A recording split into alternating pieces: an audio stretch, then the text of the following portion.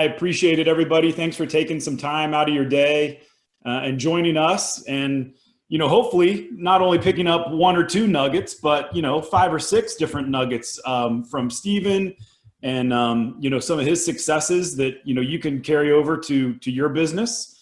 That's what this is all about, is just trying to learn from each other and grow your business. So I really do appreciate you taking some time to be with us. I want to say thank you, to everybody that has already used JetClosing for title and escrow, and anybody that hasn't yet, welcome maybe to your first cup of Kool-Aid. But I say that, we're excited to continue to grow and really try to produce a different way of doing title, away from the traditional space, and just delivering a consistent, clean, very convenient title and escrow process for you. So if you haven't given us a try yet, I look forward to you coming into the mix. I look forward to servicing you and earning your business. And then again, I just want to reiterate, the folks that are already using us, thank you for your support. And Steven, I'll say thank you. Thanks for your time. I do look forward to everybody. I'll having discussions like Randy said. I know there are a lot of questions that came up ahead of time. So thanks for doing, maybe a little bit of front end work to get some questions out there in front of us so we can have a great discussion. And I'm just looking forward to seeing what gets produced out of this. So thank you all. I know it's going to be interactive.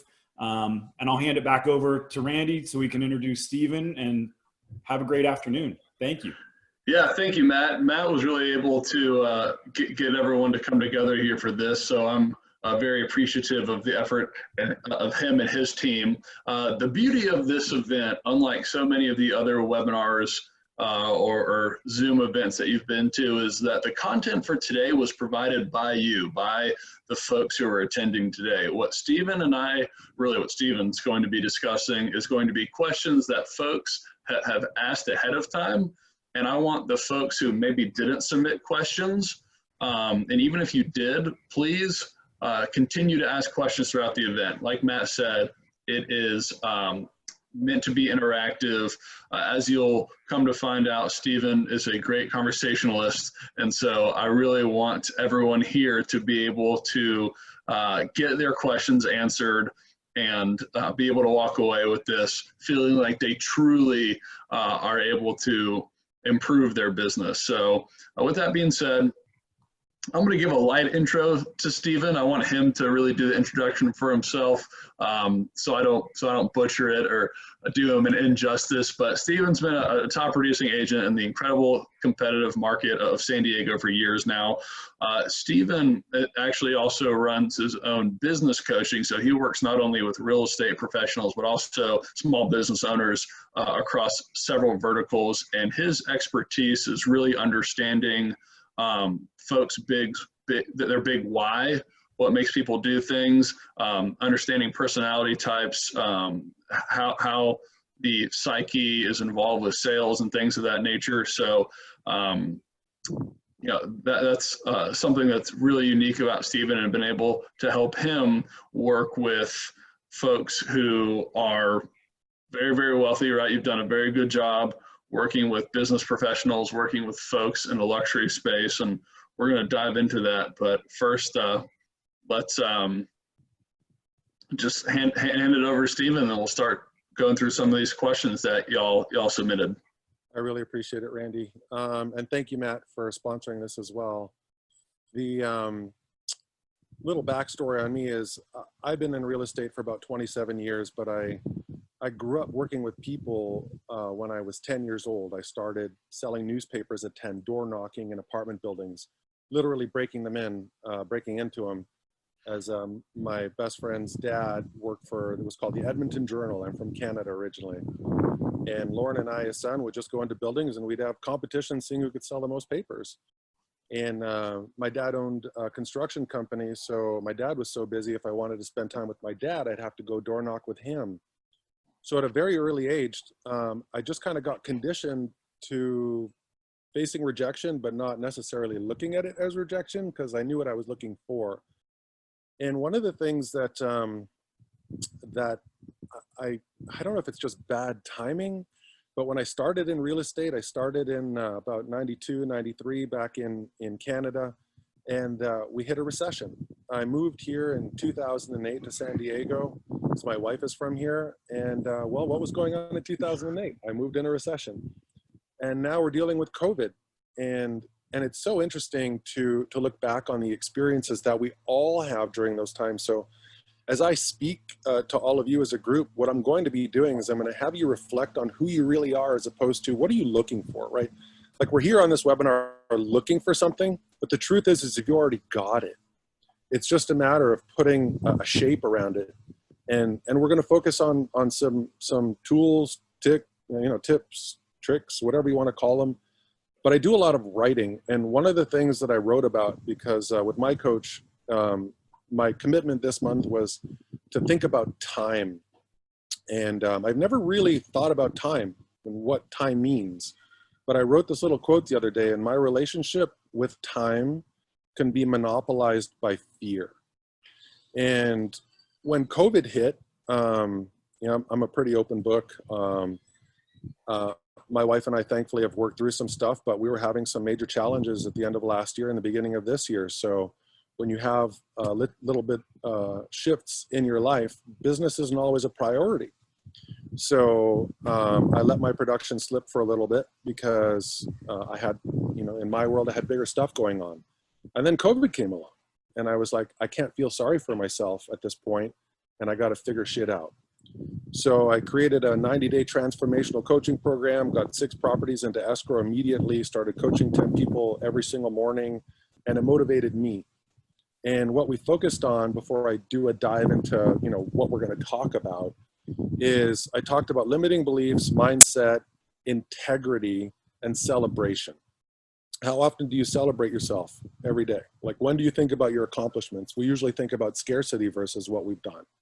When you think about the limiting beliefs, when I had my best year in real estate a couple of years ago and made a boatload of GCI, the first thing that went through my mind is, holy shit, how am I going to do it next year? Instead of building off of it.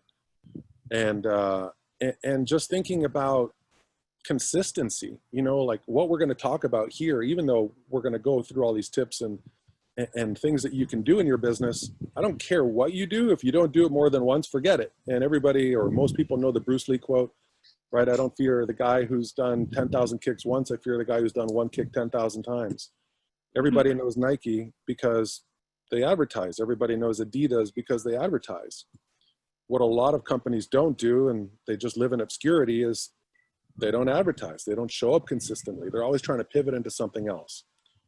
So Randy sent me a list that a lot of you had sent over earlier. And, I'm just going to kind of sequentially go through some things here. And Randy, I'm kind of clicked off my screen because I'm working out of my backyard. So I'm only looking at one. So just let me know if I got to jump in or additional questions come in. But people were asking about a marketing platform and why and how do I utilize it. So I'm a big believer in a lot of face-to-face contact. I know COVID changed that, but then Zoom came along, right? So we might not necessarily be able to see people all the time. But my marketing platform, honestly, is using Chime. In Chime, my CRM, which I use religiously, keeps me in front of people. And the way I utilize it is, one of the questions that's in here much deeper is my, your daily schedule. I make calls first thing in the morning. Like, when you wake up, you're motivated. At the end of the day, you can usually be tired or something else gets in the way. So all of you have probably heard this a million times, but do whatever you have to do in the morning. And prospecting is a contact sport, and this business is all about contact. So as I use Chime to, press my dialer, get on go, and start making my calls, that's one of the ways that I use it.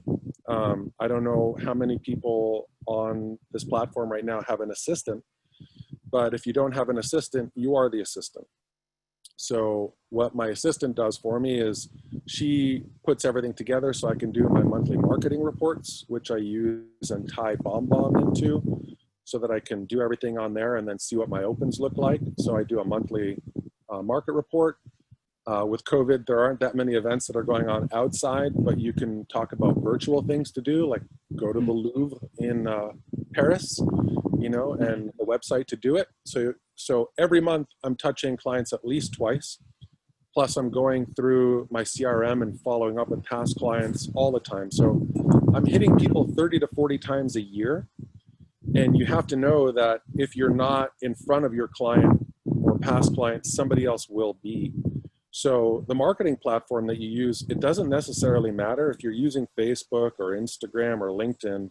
If you're just doing a post every now and again, you don't matter, you're not relevant. Whatever you're doing, whether it's the follow-ups, whether it's your market reports, whether it's Facebook, anything that you do, it just has to be consistent. Mm-hmm. So if you want to know a plan, and I'm going to, you know, Randy, if you could also put my information at the end, and this isn't for sales or being coached with me. I love just collaborating with people. So if people want to know more or what I'm sending out as far as my messaging, I'll gladly send that to you. Absolutely. Thank you. Do I use AI, and if so, how? So I'm part owner of a lead generating company, and in our lead generation company, we have a bot. So I'm going to use that as my AI, but the bot, it can just answer basic questions immediately. And we all know that speed to lead, or at least if somebody's inquiring and they get a response immediately, that stands out, right? If it's 5 minutes, 5 hours, or 5 days from now, before you hear from the person when you sent an inquiry, you're no longer memorable. But when you catch somebody still on their device, you're memorable. So the quicker you actually get to that person, whether it's you or AI, and then, you know, we also have it where the people can click on so that they can make the phone ring over to me. You know, speed to lead is everything. So depending on what you've got going, I know Chime also incorporated something, Randy. So, I mean, do you want to just touch on that, what Chime does with that part of the CRM? Sure, yeah. Well, let me say two things, if you wouldn't mind. Yeah. First, I want to point out that with that first question that Steven was responding to, you know, what is your marketing platform? He kind of went through some of his cadences that he has, you know, with his calls. He's got this monthly market reports, and he touches folks 30 to 40 times a year. I want to point out that he has a system in place, and I think when you hear the word system, you often immediately associate it with technology, and he does have technology in his business, but a system isn't necessarily limited to just what technology you have. He has a system in terms of his touch points, his content for what he's going to be sending to people. He's got a plan in place to stay in touch and stay in front of people, right? So if you are just one-off posting as you feel inspired or as you remember to, you wouldn't necessarily, you'd be surprised at how few times you're actually posting relative to someone who has a system in place like what Steven has. Now going into the conversation about artificial intelligence, there's certainly a place for it. I think if you're considering lead generation, then it's arguably a must-have if you're doing lead generation with any amount of volume, because what Chime's what our artificial intelligence is meant to do is simply to help sort out incoming leads.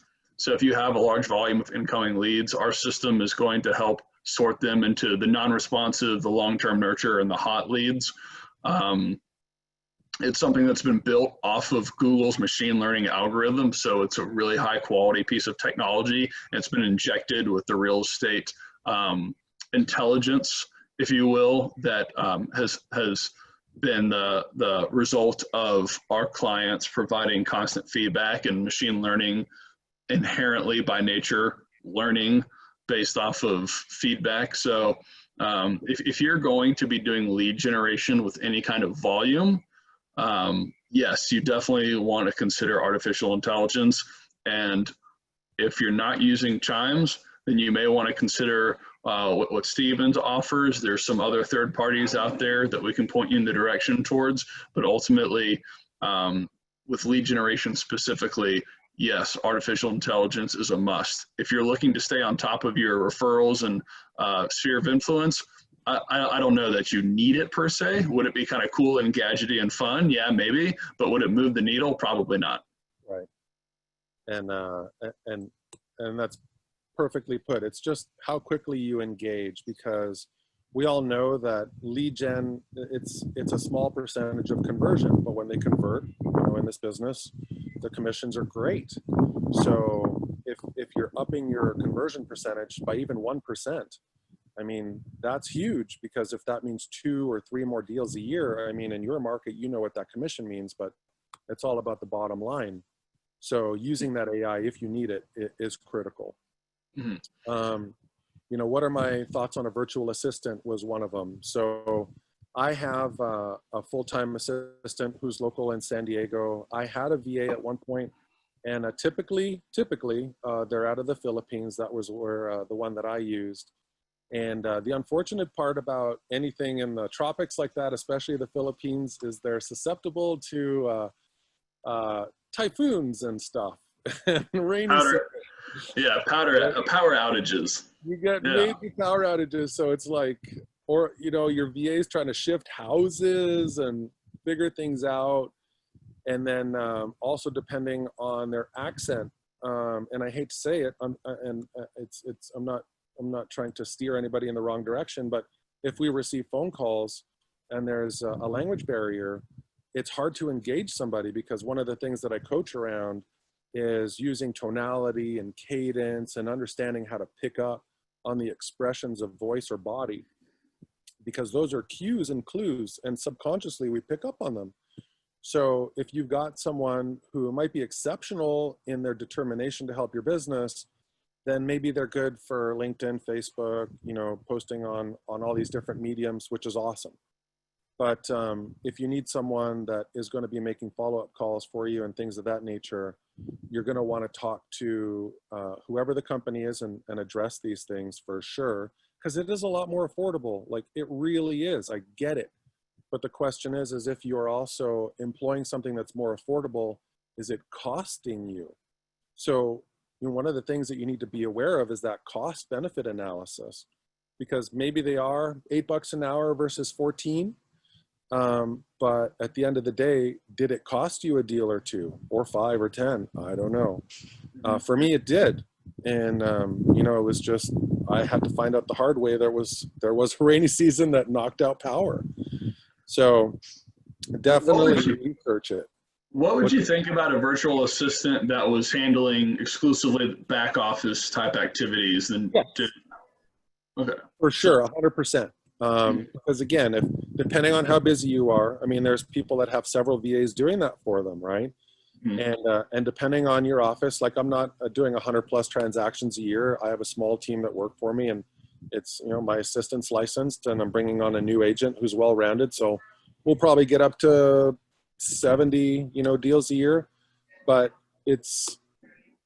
I'm not at that point where I have to have multiple VAs doing everything. My assistant does it.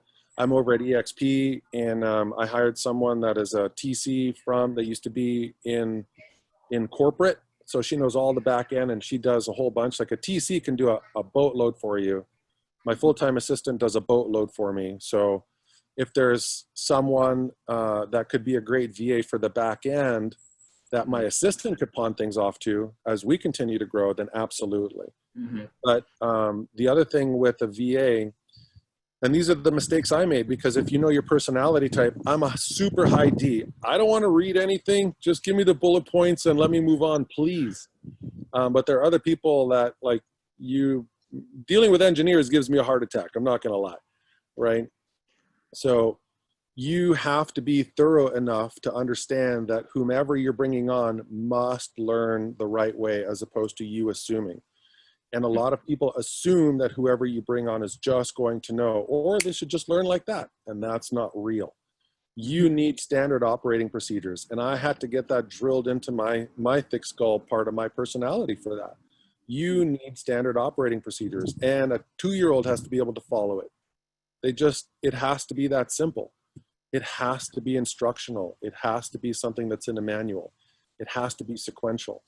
So whatever you do, whoever you hire, because you're not going to be beside this person, they need to understand what you want them to do. And you better be thorough enough to explain it in a way where they get it. Because if not, you're going to complain about it.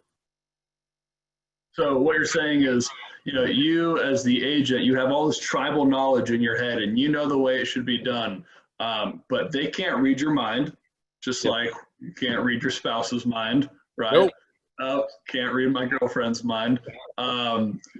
So you have to be able to communicate it in a fifth grade reading level in order for it to get done properly. So one of the questions was, how do you structure your team? And you mentioned briefly your team structure. Talk to us about the evolution of that. So you were working as the everything. You were the agent, you were the admin, a transaction coordinator. You moved to an admin first and then a TC, and then an agent is coming on. So talk to us about the milestones in your business that made you stop and think, I need to add this next. So no matter what, if you're wanting to grow your business, and it's scary to hire, it's scary to hire because now you wholeheartedly have to believe in yourself that you're going to produce enough to pay for your hire. Okay. But the same thing with burn the boats. When you land, you have to also do something vicious enough to make sure that you have forward momentum. So having an assistant, for those of you that have assistants on this line, you understand the word freedom. And I'm not joking. I'm telling you, I remember when my assistant got it and I was like, I don't have to do all of that anymore. I can just focus on, my daily production activities. I understood freedom. And for me, that was something that I can't explain to you until you go through it. So when you offload and you can just do what you do at the best, highest possible, most consistent level, like my assistant is off this week because of some medical stuff. I'm like not loving life, right now. I'm just not. I have to do everything. And that's stopping me or hindering me from doing what I need to do, which is put, deals under contract or negotiate issues or keep prospecting. I got all my prospecting done except for 2 people I still have to call in my chime dialer, right? But that was an effort because I'm negotiating escrows and have to do a request for repair and get somebody into a house and write another offer, and I'm countering stuff. I don't have time for all the admin stuff, but I have to in order to keep the deal going. So you're handcuffed if you don't have someone that's helping you in your business. Then as you continue to grow and you have leadership skills and sales skills that you want to offload to other people so that you can now leverage, at EXP, we have a $16,000 cap. If you do more than 25 transactions a year, you get your cap back in stock, right? So I had to consider that as I grow my team, because if I bring people on, I still have to pay EXP. So if you're a team member, the way I have this new hire structured, if someone's part of your team and if you qualify to lead a team, then they'll pay $8K. So I have them on a $30K cap where, they'll pay me 22 and they'll cap out. If I feed them leads, it's a 50-50, but this kid does good volume that I'm bringing on. And one of the things I had to learn in who I bring on is how much time do I have to train individuals. So I've gone through agents before because they just didn't get it. But I was very strict in who I bring on from here on in because I want somebody with a 10 on their commitment level. Somebody that's willing to work through it and not just look for the next shiny object. So you need, the same way you need to make sure you do the right hire with your assistant, personality profile. There's even testing that HR recruit firms can do for you. It's only a few $100, but get them to go through that to make sure you're making a good hire. Same thing with this agent, right? He's doing 12 to 15 on his own consistently. I don't need to teach him the fundamentals. Now I just need to polish him, right? So tell us about some of those character traits that you can coach and some that you can't coach. They are either there or they're not there. So there was one guy that I thought would be great that he moved over from selling cars. Now, when you sell cars, someone's always walking in the door and you're on a rotation, okay? And somebody's there to buy a car. They're not there because they're browsing or whatever very often. They took the time to drive to a dealership, right? So he did really well. Now, when I came and I taught him a whole bunch of stuff, we would do a lot of role play calls. I showed him and structured what his day would look like. I even told him to just door knock his own condo complex, you know, but he was afraid of everything. So I missed that part. I missed understanding where his fears were. Now, I'm going to take my own ownership, right? I missed where his fears were. So he kept looking for the next shiny object. So I taught him scripting, which is basically role play through acronyms. I don't like scripting. I do acronyms, which I'll go over with you guys. But as I do a lot of coaching, and now that I coach a lot more compared to when this guy was with me, I had to meet him where he was, as opposed to where I thought he was coming in from.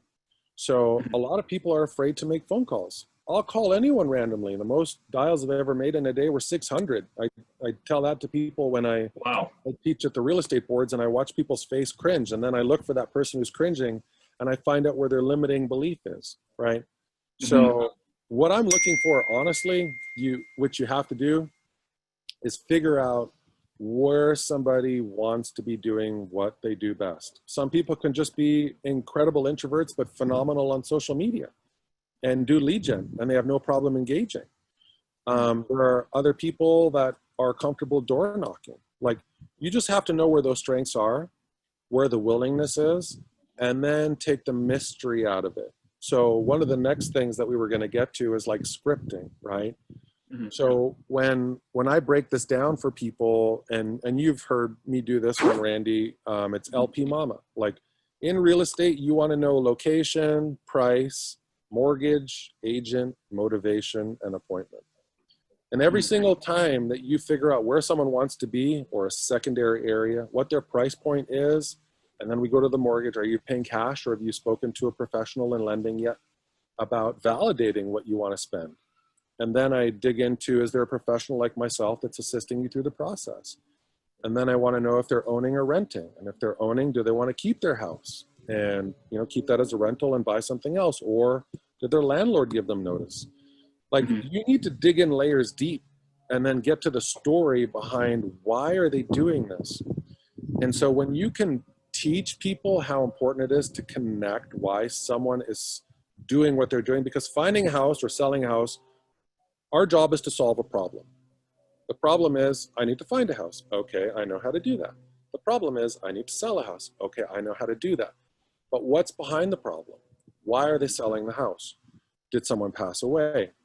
Did someone lose a job? Did they just win the lottery and they're going from a $600,000 house and buying a $3 million house?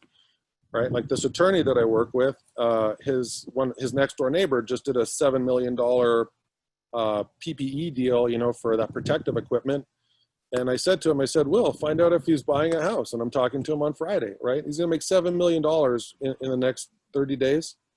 So, you know, it's just about understanding where people are at. So I try to coach people around whatever you're doing, you need to understand what's going on in that scenario. Mm-hmm. And that scenario will feed you the information that you need so that you can connect with your client. Mm-hmm. If you connect with your client, then you're not selling anything. You just matched your services with what they need in a way where you're on the same level. And if you're on the same platform, that person's going to go, you understand me. And if someone understands you, they're not going anywhere else. Mm-hmm. They don't need to revalidate why they're working with you by talking to somebody else if you made them feel great. So let's talk about that. Actually, that's a really good point. They don't need to find someone, or they don't feel the need to talk to someone else because they feel that you understand.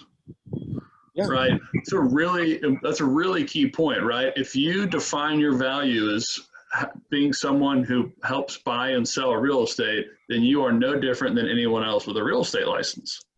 But if you're Steven, the guy who understands that, you know, it's important for me because I am having kids and need to get a bigger house, right? And Steven has a couple of kids, then I don't feel like I need to talk to another realtor. Dive into that. It's all about alignment. And the way I can, you know, does everybody here have a favorite restaurant? Absolutely.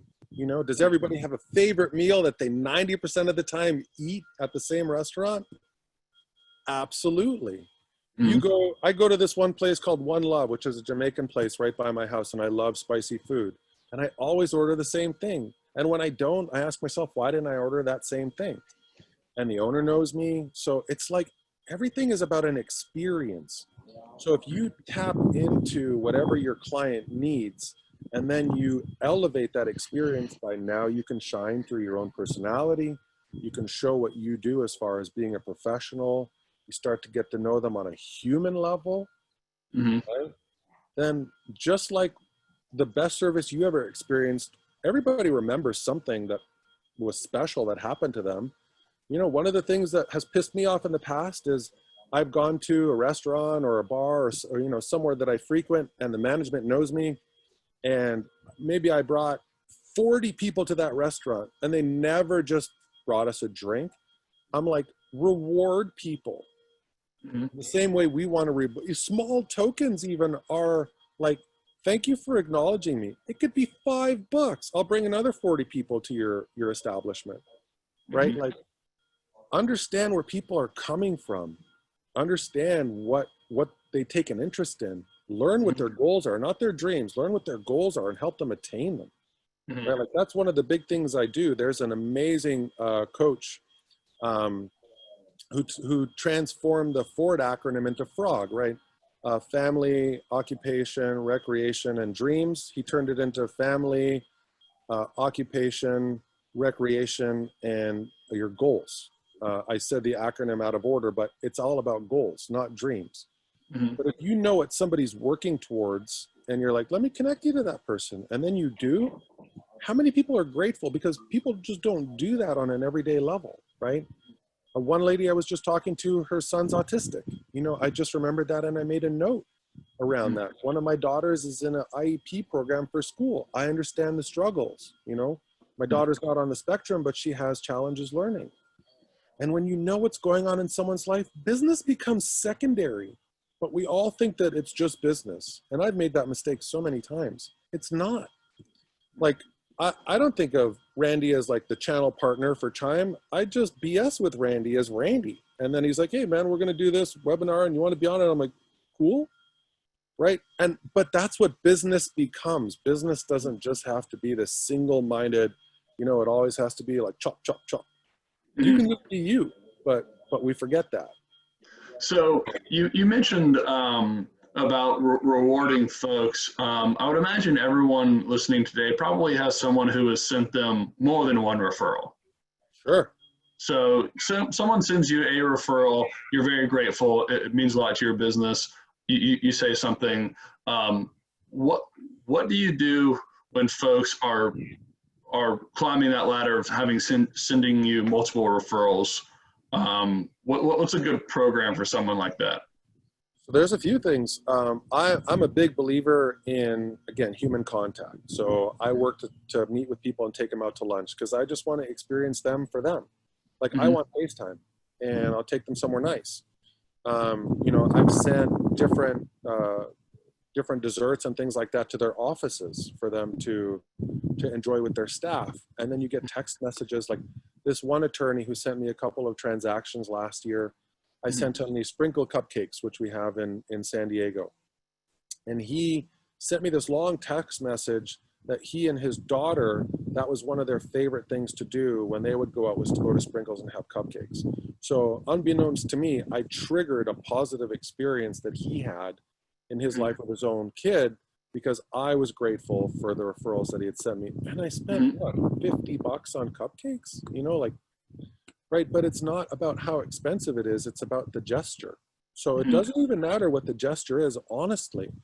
But if it comes from an honest place and people see that and you write a sincere and heartfelt heart with it. Like we literally just closed on the second referral I got from someone in my professional network. She referred both her children to me. Her daughter just closed on a house yesterday. And she lives in Orange County, but the house I sold was in Pacific Beach. I gave the kids like a $100 gift card for when they're moving for different restaurants they could choose from. I'm going to go on to her professional platform and thank her in front of the group that I'm a part of. And then when her and her husband come down, because they're going to help their kids move over the weekend, I'm going to take them out. I'll take them all out for lunch, you know? Mhm. And it's just literally, it's just about being a normal human being around people and not overthinking it. It's just, you know, just hanging out. And you don't have to talk about, you know, is there anybody else you know that wants to buy or sell any real estate? Or like, they already know that. You don't always have to say that if you're not a secret agent already, right? If they know what you do, you're top of mind. If nobody knows what you do, then you're doing something wrong. So yeah. Yeah, no, I mean, that's great. I would love to hear anyone attending chime in. See what I did there? Chime in. No, just nothing. That's okay. You know, it's, again, these Zoom webinars are a little bit tougher, but it's okay, man. You know, we've got a good number of people online, and some people may be distracted, and I've done that. It's okay. It's totally cool, man. Oh man, no, I would love to hear some of the people attending today comment what they have done for folks who have sent more than one referral. We got a question here from Andrew, and this is taking us a step back towards the technology conversation. But he says, would you recommend Chime over KV Core, and why? So, I mean, I have KV Core just because of EXP. I was using Chime before I went over to EXP, and then not only did I become extremely comfortable with Chime, but the Chime family really took me in and like helps me do these things. So I haven't really used KV Core. Is KV Core a great platform from what I hear? Yeah. And for any of you that have ever gone to a Tom Ferry event or anything like that, one of the most frequent questions he's asked is, what CRM do you use? And Tom Ferry always says, the one you use. That's it. Just use it. The word is consistency. So I don't know the benefits over the weaknesses of KV Core over Chime. Honestly, I'm just in a rhythm with Chime. And if you're in a rhythm with something, it's phenomenal because that's all it takes is just a rhythm. Does Chime innovate all the time versus any other CRM I know? Yes. Does KV Core? I have no idea at this point. Our office had Boomtown for years. Our office just dropped Boomtown, actually, because Boomtown was not innovating. Wow, Kyle dropped Boomtown. Yep.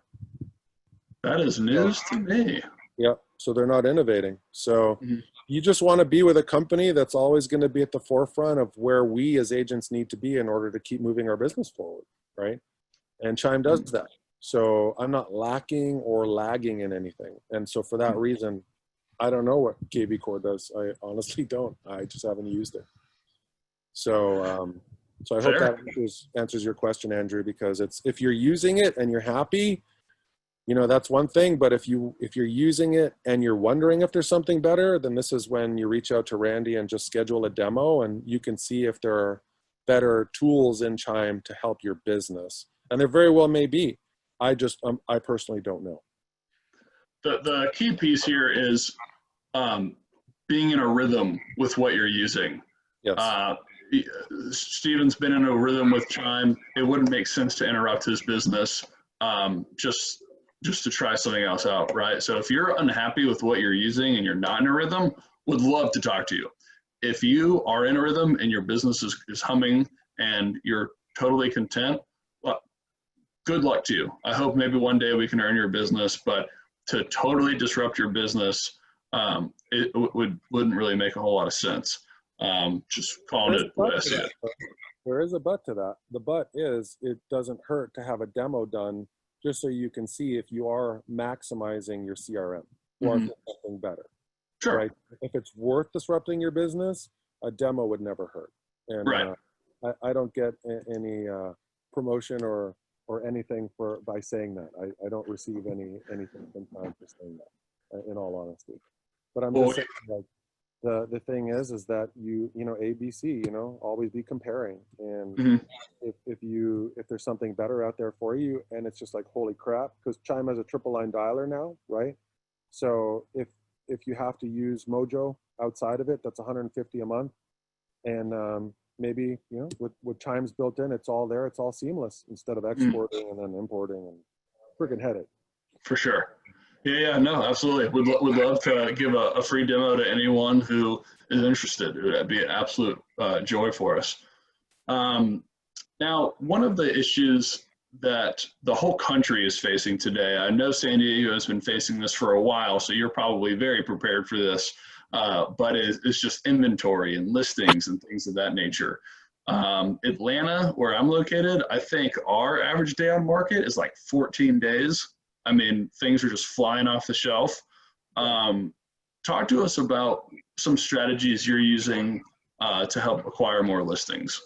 So we just did a whole office meeting about this on Tuesday. Nice. So, and for anybody that's interested, myself and Kyle Whistle, for anybody that know who Kyle is on the call, he leads the brokerage that I'm at. But the guy's a freaking genius. And he and I are doing something for SDAR, which is the San Diego County Association of Realtors. October 2nd, we're putting a webinar on just that. And it's about how to find listings in a tight market and how to get offers accepted in a multiple offer scenario. And I haven't validated this, but I heard the other day through NAR that 60% of all properties that get offers on them, 60% are in multiples. So for instance, before I dive in, there was one of the properties I was showing to some clients. I'm selling their house right now. They were looking at a house at 1.1. 18 offers came in. I got friendly with the agent, found out that the offer that was accepted was in at 10% over, no appraisal contingency, no finance contingency, and it wasn't even all cash. So like how on God's green earth do you beat that, right? So there are times you won't be able to win, but how do we find listings right now? The way that we find listings right now is you've already got a pot of gold. What a lot of people don't understand is you've already got access points that you just don't tap into for one of two reasons. You're afraid, right? I'm not going to talk to my friends about, I'm not going to talk to my family. I'm not, whatever it is, you're afraid because you didn't put your message around it. I'm sorry to say that there's fear. Sorry, my phone is connected to my computer, so that's the ding. Time's up. But that's one of the things that you need to pay attention to. You need to understand scripting. You need to understand what to say in a conversational manner to tap into a pot of gold. So I feel very fortunate. I'm part of a professional network where there's 500 of us in San Diego. You have to get vetted to get in. It's partners in CPA firms, law firms, wealth management firms. I've been in it for 4 years. So I get a boatload of business out of that. But I could teach you how to build your own, and it doesn't have to be a BNI or something. Because the messaging is very simple. And one of the last agents I had on my team, I taught him how to do that. He resisted it for months. And then when he finally stopped being afraid, even though I gave him every tool in the world to do it, he got a CPA, he got a wealth manager, and he got an attorney. Do you need anything else, right? He did that in like a week. So I can teach all of you how to do that because the messaging, the way I teach is if someone says no to you, they're kind of dumb because you value proposition the thing so well that why would somebody say no? So, in a COVID environment, a lot of people are struggling. So if you can show people how you're going to help build their business and you can all collaborate, why would people say no? So there's a lot of dialogue around that. So tap into the professionals or get introductions to the professionals And where a lot of us honestly stop is we just don't know what to say. That's it. That's the only thing that stops us. We don't know what to say. And it's amazing how crippling that is. So I know you do some coaching on this. Just give us a light taste of what you do in order to get a brand new CPA to refer you as his top agent. So it's not necessarily that they're going to do that right away, right? Like you have to earn it. You just have to understand that it's consistency. It's earning it. So when I would reach out to a CPA, wealth manager, an attorney, whatever it is, I would just reach out and I go, hey, this is Steven Wener. I work over at Whistle Realty, brokered by EXP. And I noticed that you're a CPA in the area that I live, and I'm definitely community focused, right? So now all of a sudden I'm talking local so that I can have a conversation.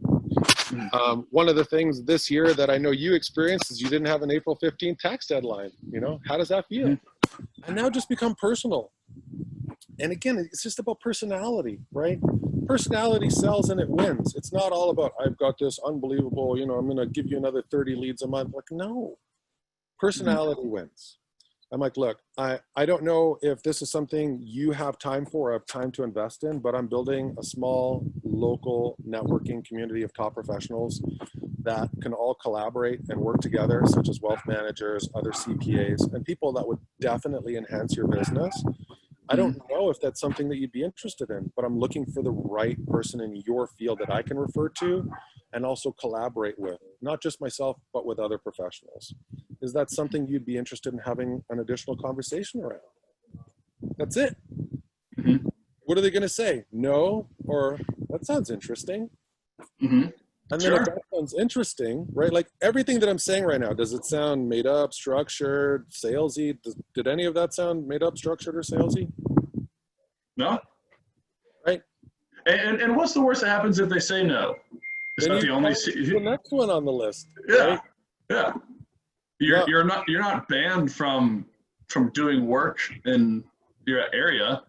I mean, people are grateful. Like if you do that for a group of professionals, Randy, if you all of a sudden get a group of professionals together and you lead a weekly or bi-weekly meet on Zoom, and you bring topics of, hey, what do you guys or gals struggling with right now? Okay, I have a solution. This is back to that goals, right? The goals of all these entrepreneurs, a CPA, wealth manager, an attorney, they're entrepreneurs. The goal is they're looking to build their business, get more quality clients, and keep advancing, you know, their financial future, their business growth, all these things. Now, if you're tackling some of the things that they're dealing with, hey guys, what are you struggling with? Oh, blah, blah, blah, I can't do this, and you know, I have too much time, or COVID this. And you bring them solutions, and then you talk about it in your bi-weekly meeting. And oh, by the way, you know, Susan, the wealth manager, has somebody that could use John, the CPA's knowledge right now. And then Susan connects John. You're the hero, dude. Yeah. And what do people do when they feel grateful? They refer. Yeah. They talk about you. Right? Exactly. So this isn't a convoluted method of being like sneaky and underhanded. No, you really have to have an intention of doing good. Okay? You just do. Sorry. For those of you that are just money-minded, when I did that in the beginning of my real estate career, guess what? Those deals cratered. But when you're actually trying to figure out how you can build and collaborate and network and actually bring value and have people be rewarded by what you're doing intentionally, you're the boss, you're the leader, you're the person that they look to. You're the first person they're going to refer to because you did something for them that nobody else is doing. They're just not. This shit is gold. Whether you do it or not is up to you. I can definitely help you with it. I mean it. I can help you with it. But, you know, I have, and I don't like to talk numbers, but, you know, do the math of about 4 million in GCI for just referrals this month from my network. Just from my network. And it's interesting because agents are already, you know, they know who the best handyman or plumber is or house related item is. I mean, all these other things you're mentioning, CPA, wealth manager, all these other aspects are still very important parts of people's lives. And when you are helping someone buy a home, you get very personal into their finances. I mean, you and the loan officer know everything about their finances, right? I mean, that's part of the process. You learn everything. And think about this, right? Like with building this group and knowing so much, one of the things as agents we can't talk about, or brokers, doesn't matter. You can't talk about vesting, right? How people take title. So, you know, doesn't even matter if you're doing 4 closings a year. I don't care. It does not matter because the attorney's not going to ask you this question. But if you reached out to a probate and trust attorney, especially a litigator, find litigators. They've got a bunch of good referrals for you. But if you find a probate and trust attorney and you're like, hey, you know, a lot of my clients, they don't really think about what happens if, but I can't talk about vesting and they don't know about what happens if. So would you say that you're reasonably priced for like the estate plans that you put together? Yeah, absolutely. I mean, I would love to introduce you to my clients that are buying or selling homes, because that's an asset. They have children and they need to figure this stuff out. And no one wants to think about mortality, but in truth, none of us are getting out alive. So would it be cool if I referred some of my people that are looking to buy or sell property to you? What's the attorney going to say? No, right? So now you've made an offering to that person. And they're like, oh yeah, that'd be wonderful. And I'm like, tell me about yourself. Tell me about your practice. Tell me about what, blah, blah, blah. Now you've got them to open up. And now they're going to tell you stuff. And you opened up with something that's positive, right? Like, hey, can I feed you business? Why would they say no? So this is what I mean. Like, I can help you structure your conversation so you're not afraid to pick up the phone, the 600-pound gorilla, and go, what am I going to say? That's the only reason we don't pick it up, right? There was a girl in high school that I had the biggest crush on, and I didn't call her because I didn't know what to say. And I always remember that, right? I never forgot that. I've never forgotten that. I've never forgotten the things that I should have done, but I didn't because I was afraid to. I remember certain instances in my life vividly because I was afraid. So this is just demystifying the conversation. That's it.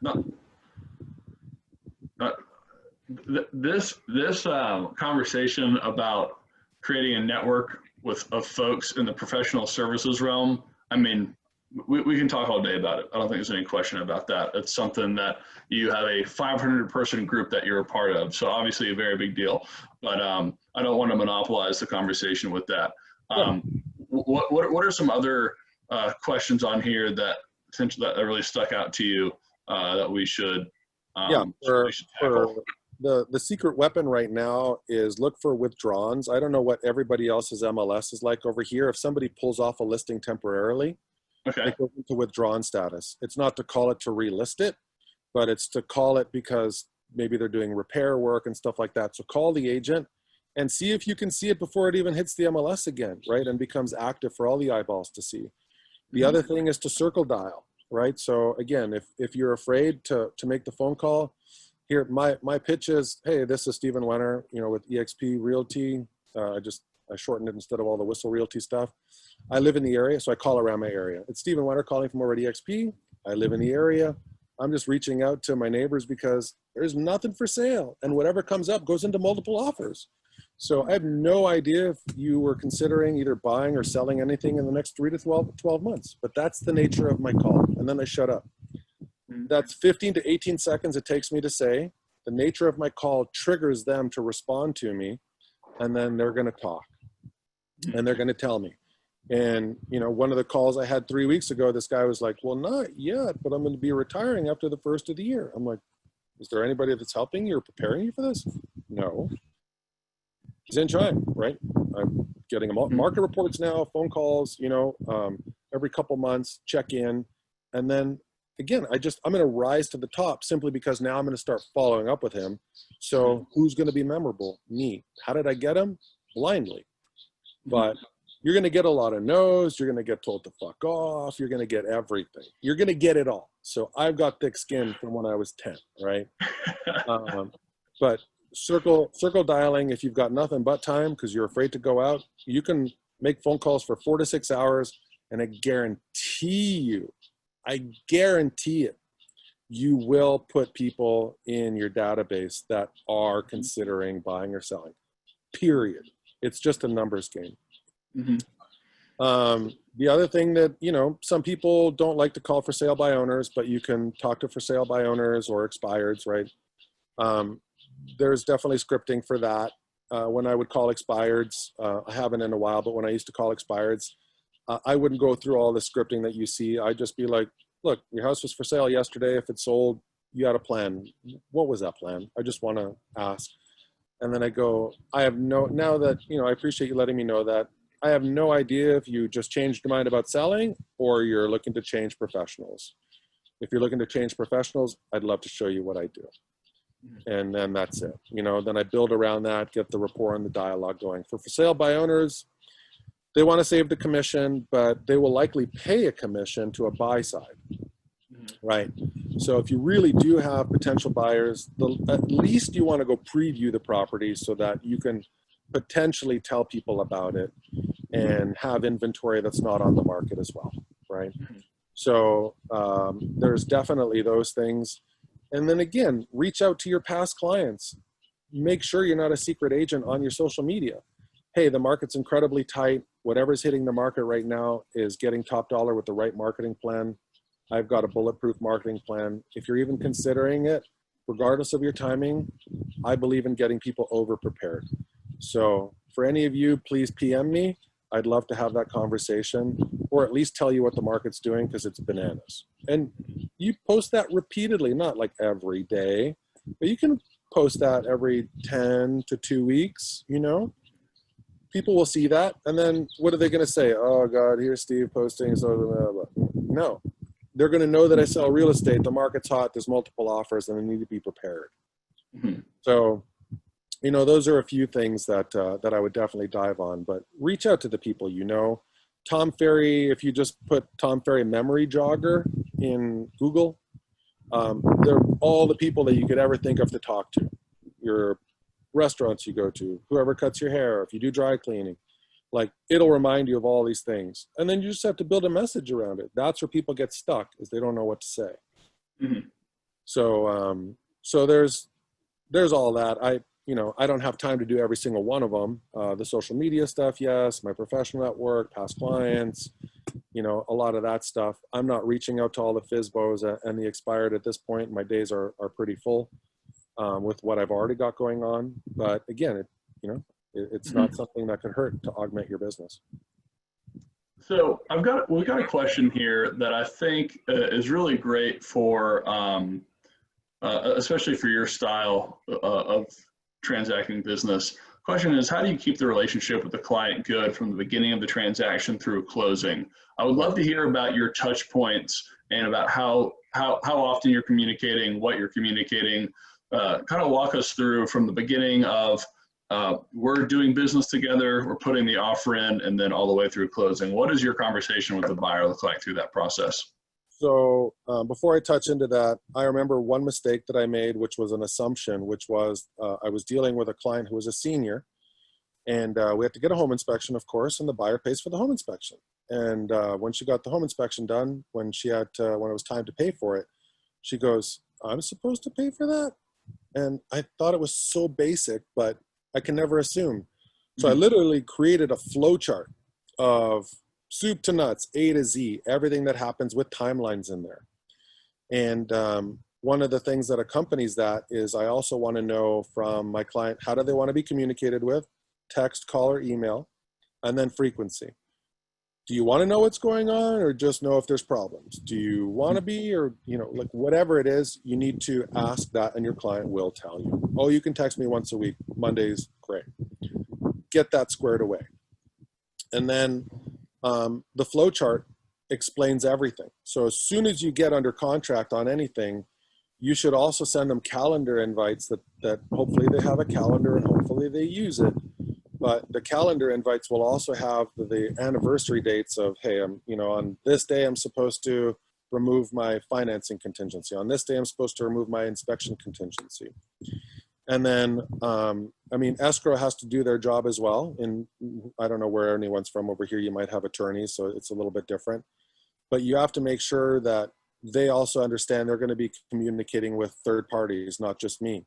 And they've got to express how they want to be communicated with by those third parties.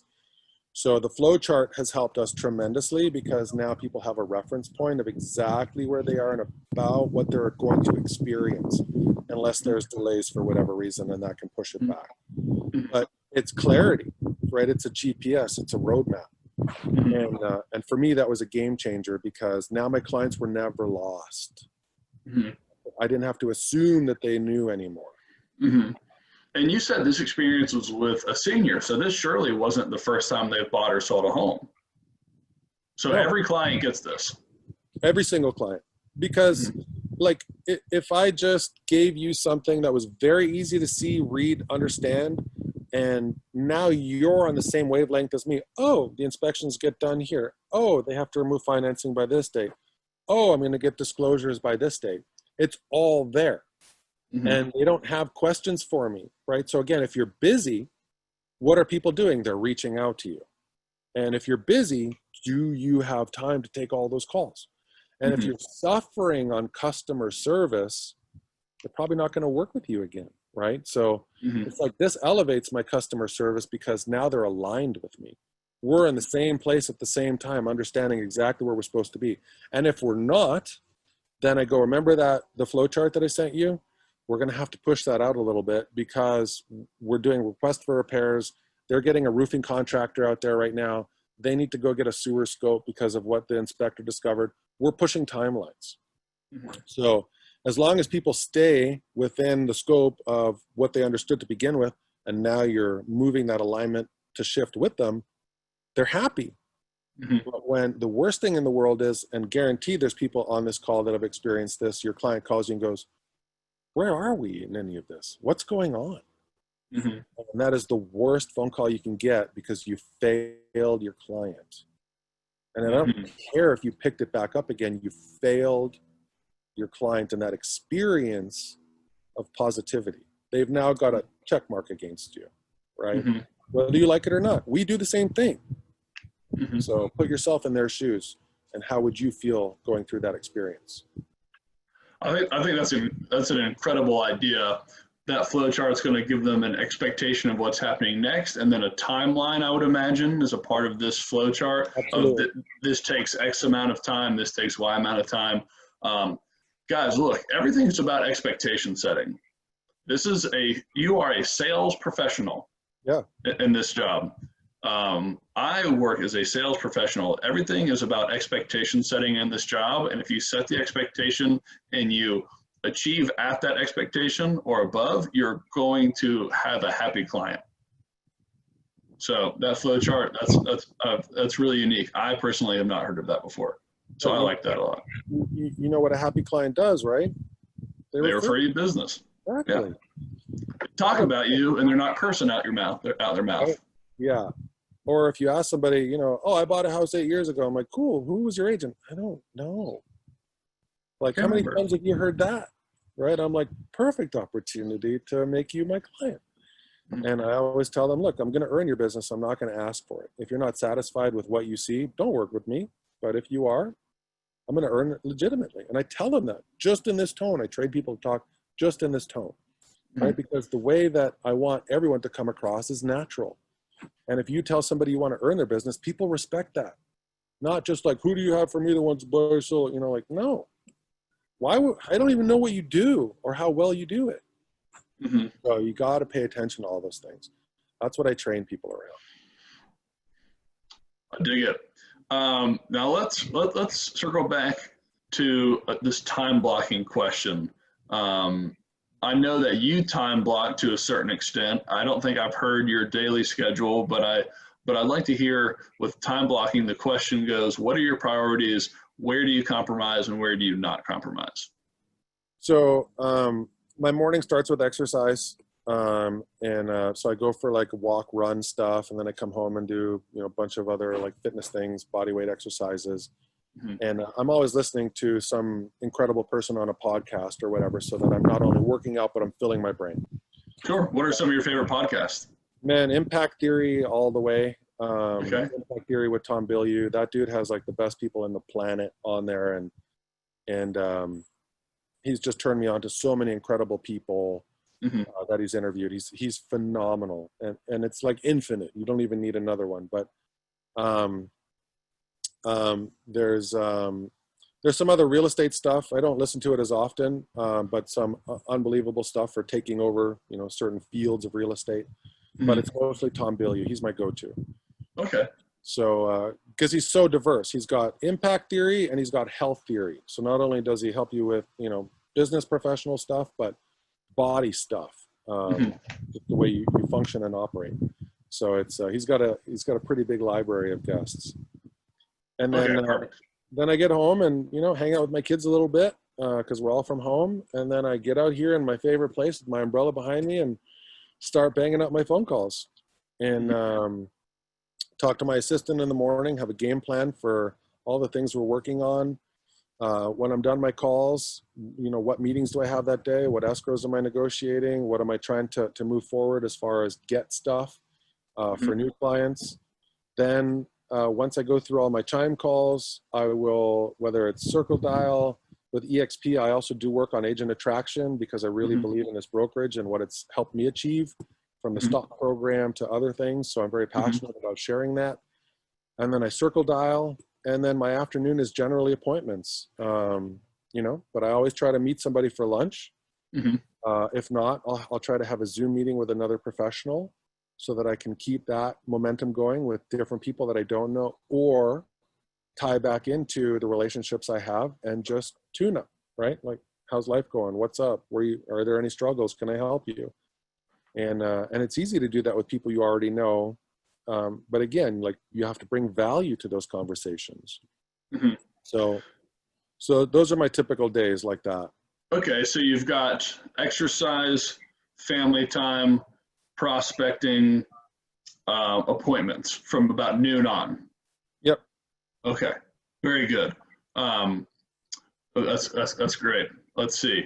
We got a question here. If you're going to bring value, what does that mean? What are some examples of bringing value to some professionals' appointments? I guess share with us some conversations you've had recently as examples. I think that's probably the best path to go down. One of the things that people want to understand is, who are you as a professional? What makes you up? And everybody's heard this question, what's your why, right? For me, it's honestly helping people, like taking care of them first, because I used to be a super selfish, and you can, MF, like I won't even say that was me. And that didn't work. That didn't work a lot, and I kept repeating certain cycles in my life until I was like, what am I doing? Why am I doing this way?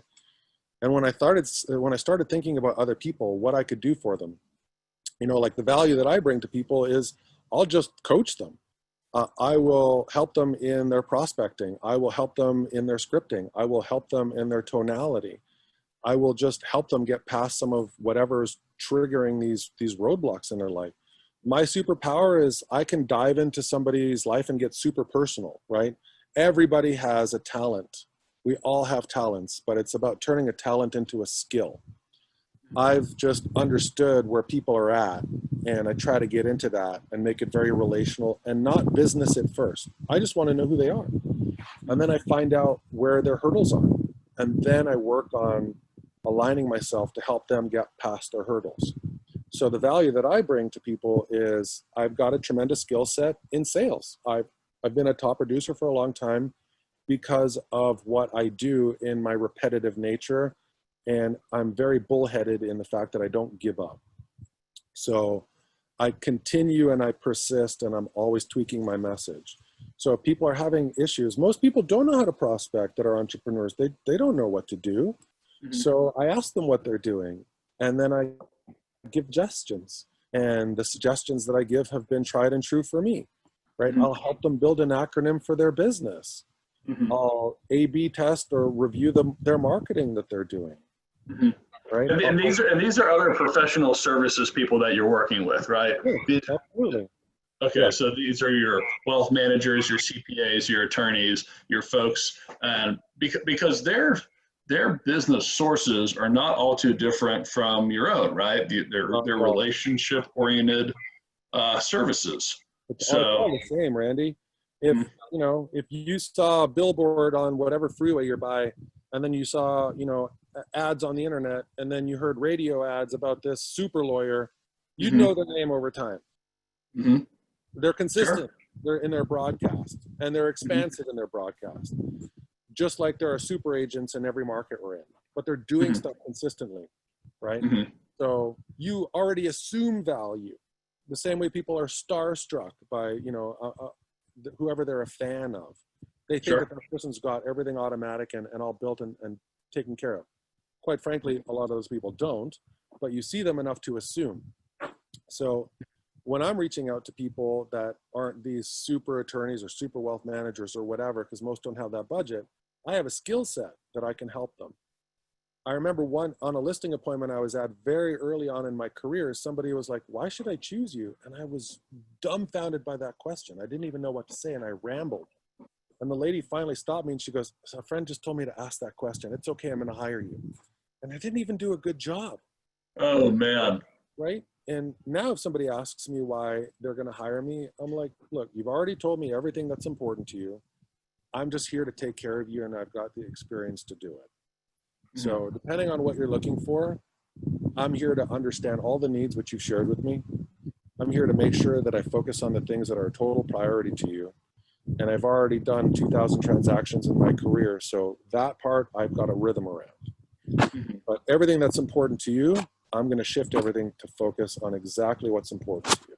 So if that's what you're after, then I'm your person. If that's not exactly what you wanted to hear, I don't know, you tell me what I missed there. And if you saw my face lit up and all of those things, you know, the subconscious is going to read that everything is legitimate. And I've done it enough times where it is legitimate, but I know how to replicate it for all of you that are watching. So it's about doing proper discovery into this person so you understand them, and then you can repeat back to them what they said is important. And that's why they should hire you. I mean, it's mirroring, I think, is one of the terms used for it. Mirroring and matching. I think there's a trick about, like, if you repeat the last 3 words they said in a sentence or something back to them. You know, the book Never Split the Difference, Chris Voss.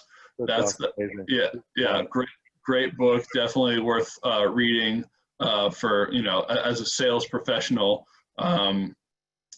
Yeah, I mean, so I would say that's definitely a book to read. Not to change topics, but it's just being in alignment with your client, right? And again, having the experience to know. So you got to train.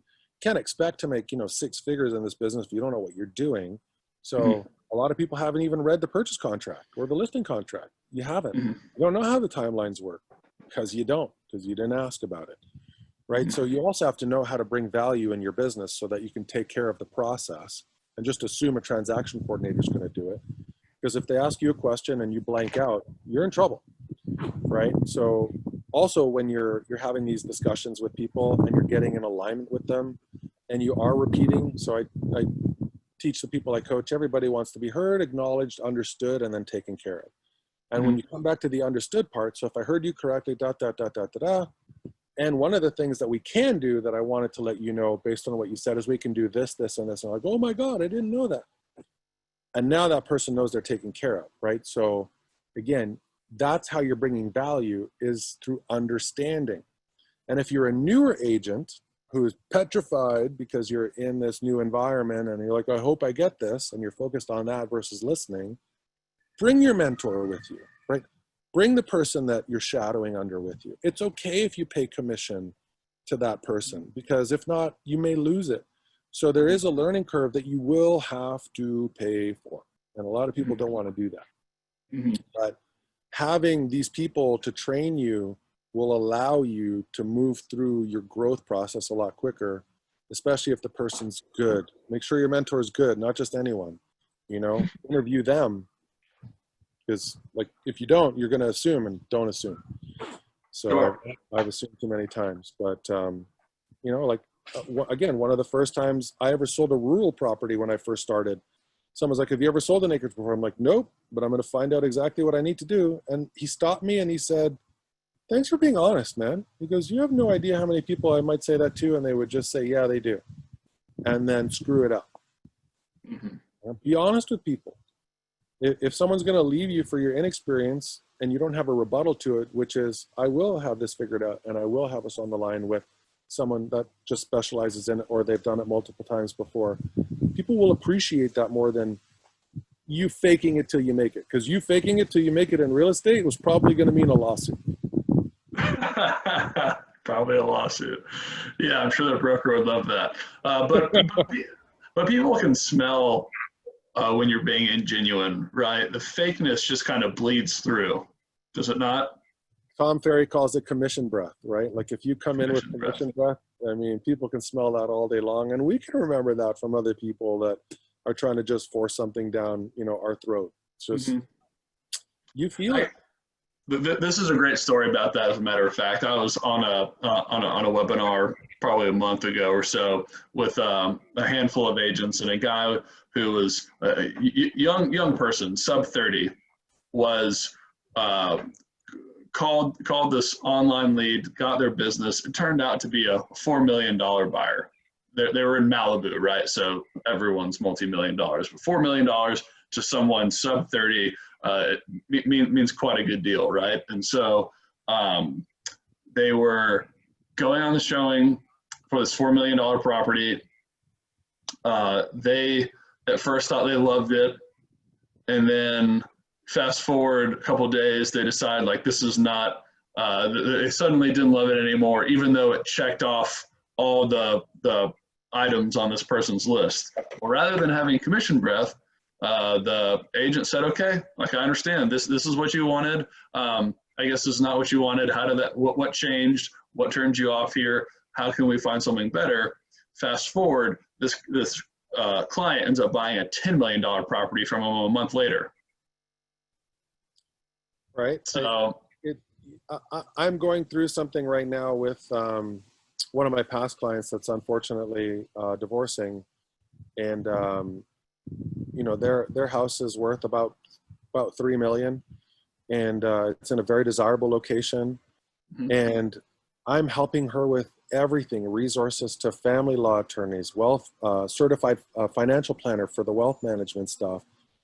The husband's being non-responsive, quite a bit. And they might actually keep the property as a rental for 3 years and she'll just buy something else, but she's got to go through a whole bunch of stuff. And I'm helping her walk through the process, and she needs a ton of hand-holding.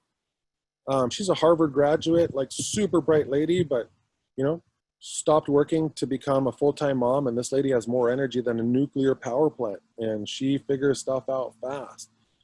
Yes, I want the $3 million listing, but do I want it more than taking care of her? Absolutely not. And she is so respectful for all the time that my team and I have put into helping her out, that when the time is right, whether it's next week, 3 years from now, that house will come on the market, and she'll know what's up. And, actively we're working on finding different solutions to get her into a house, where her budget is like $1 million to 1.3. And that's what's there for you if you do it right. Right. So, and these people from 4 to 10, that guy was never expecting that, but it's just like, be there to serve. Yes, the commissions are freaking amazing when it's luxury real estate. Yes, they are. I've had 6-figure checks, in one transaction. Yes, I've had those. But all I did was my job, and I focused on my job, and then you get paid. It's as simple as it is. Yes, we want those checks. Yes, it definitely will allow you to have some really nice lunches and dinners and vacations. Yes, it will. But you can blow through that and be more broke if you're morally broke. Just the way it goes. So, pay attention to that stuff. So I think we've got about enough time for 1 or 2 more questions. This was a great transition because we're coincidentally talking about the luxury market, but one of the questions we've got was, what was the best way to move into the luxury home market, how to get luxury buyers? What stands out to you as the biggest difference between a luxury buyer, a non-luxury, whatever that means, buyer? So a luxury buyer is definitely more sophisticated, right? Because they didn't just happen to come across money by accident unless they inherited it. Okay. So a lot of people are intimidated by the fact that these people are smart, affluent, understand, like they've got business savvy. They really do. So if you want to tap into that market, you better, a couple of things. Understand the market you're tapping into, right? Are you going to farm an area? Are you looking to be in particular areas? Are you going to hang out in particular areas? So you're going to need to know those areas. If you don't know what the local schools are and they bring up the school and you're like, where's that? There's going to be a problem. Like, educate yourself on the areas. That's number one. Number two, I don't specifically farm high-end areas. But again, through my association of these partners in wealth management firms, CPA firms, big name probate trust, estate planning attorneys, and litigating attorneys. One of the, there's a business litigator who I work with, and he referred me to someone who's going through a business divorce with her sisters, and they're selling a $50 million building. I'm not getting the building, but she's going to buy a house for 3 to 4 million, right? So it's who you associate with as professionals as well that are tapped into that market, because those people already have the trust of their client. So that's why I focus so much on other professionals, is because if those professionals trust me, like that same business litigating attorney is introducing me to a boutique wealth management firm that deals with crazy high-end people, super high-end people. And my client, Patricia, who is extremely happy with me for when she does get her proceeds of the divvied up sale, wants to introduce me to her financial wealth team as well, right? So it's like, if you want to tap into the luxury market, find out who's already there. That's your fastest avenue to tapping into it. Because if you gain the trust of those people, they will tap you into that market. Bye, baby. Sorry, my wife's sleeping. So would you say this is a real life example of you are the sum of the 5 people you spend time around? On a networking level, absolutely. But again, you know, a lot of people have friends that are also in the same place in business too. You don't generally separate too much, because if you're a busy entrepreneur, where are you investing your time and with whom, right? So a lot of the business professionals I hang out with, this one guy that's in my network, he was like, you want to go for coffee, lunch, a walk, or workout? And so he specified all those different things, right? And so we have the ocean here in San Diego. We're going to go walk, talk, network, and eat by the ocean. But at the same time, this guy also, same thing. He's introducing me to his family that's buying a property in the Bay Area. I can't sell them a property, but I can refer them, right? So it's like, you hang out with these people and you get to know them.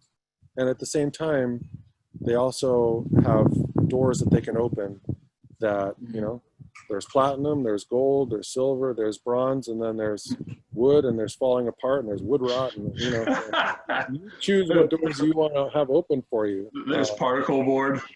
And there's particle board, or sometimes there's no door at all, you know, but people can open doors for you.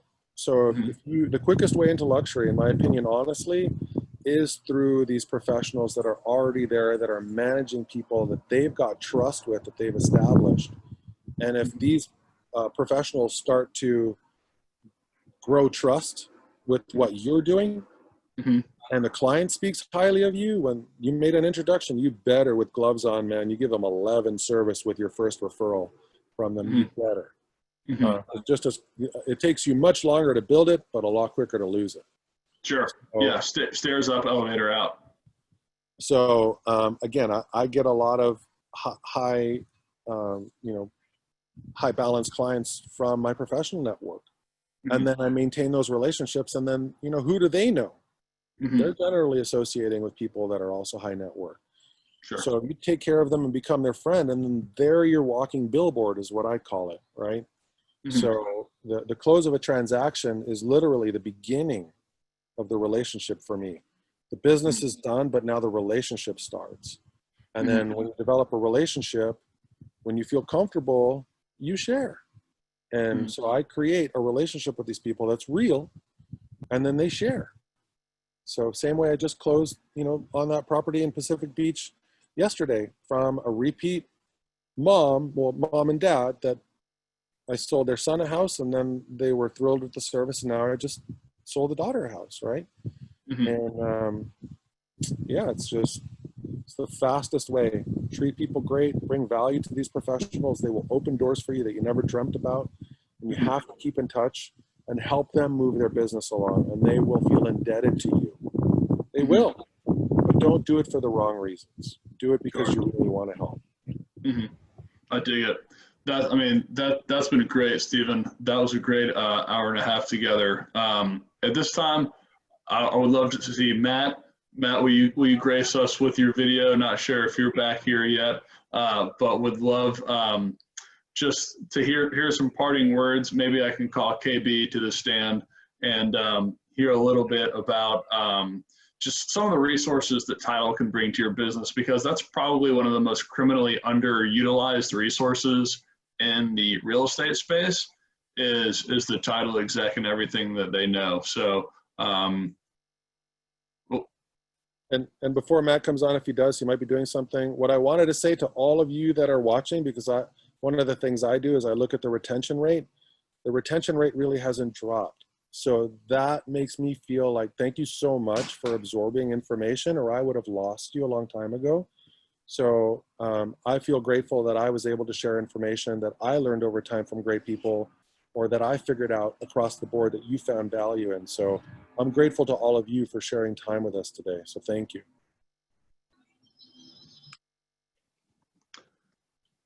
Give me 1 second here. You know what? I spend so much time on Zoom, but I really don't necessarily know how to use it all that well. It's really pathetic, actually. I click around a bunch. What are you trying to figure out? I don't know if I can. Christy Black just came on, it looks like. KB, what's up? No, it's all good. It's all good. I want to extend another thank you for JetClosing for getting us all together, because they were the glue that made this happen. Steven, thank you for spending your afternoon with us. That was a ton of information, ton of questions, but there's a ton of takeaways there. So thank you for that. Everyone, thank you for attending. There will be a replay here, so ask your contact at JetClosing for the replay, and they will get it to you. If you're interested in learning anything about Chime, go to chime.me, fill out a form, and we'll get you a personal demo. Thank you all so much, and I look forward to next time. Thanks, Randy. Y'all take care.